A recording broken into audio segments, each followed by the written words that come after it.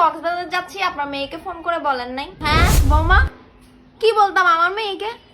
আমার মেয়েকে আমি কিছু বলি না ফোন করে। আমাদের কাছে এইসব খাচ্চত মাইচ্চত এগুলো নাই, ঠিক আছে? আমরা অন্য সব শাশুড়ি গো মতো না। তোমার কপালে ভাগ্য আমার মতো শাশুড়ি পাইছো।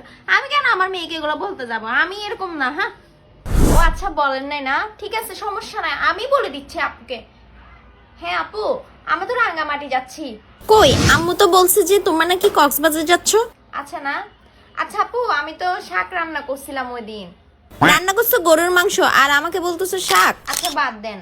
আচ্ছা, আমার বাপের বাড়ি থেকে যে পিঠা আসছিল, ভাপা পিঠা, এটা জানেন তো? শুধু কি ভাবা পিঠাই আসছে? কত রকমের পিঠা আসছে, কই আমাদেরকে তো একটু দিলাও না। আচ্ছা না, এগুলো সব আপনাকে আম্মা বলছে না? আচ্ছা ঠিক আছে। এই বৌমা, সত্যি আমি কিছু বলি না, এগুলো সব গুজব গুজব। না মা, আমি জানি তো, আমি বিশ্বাস করছি যে এগুলো আপনি বলতেই পারেন না। আপনার মেয়ের কাছে আধ্যাত্মিক ক্ষমতা আছে, জাদু আছে, হাজিরা দেখে প্রত্যেকদিন। আমাদের ঘরে কি হয় না হয় সবগুলো আপু এমনি স্বপ্নের মধ্যে জানি যায়। আমি জানি আপনি কিছু বলেন নাই, যেটা আমি জানি।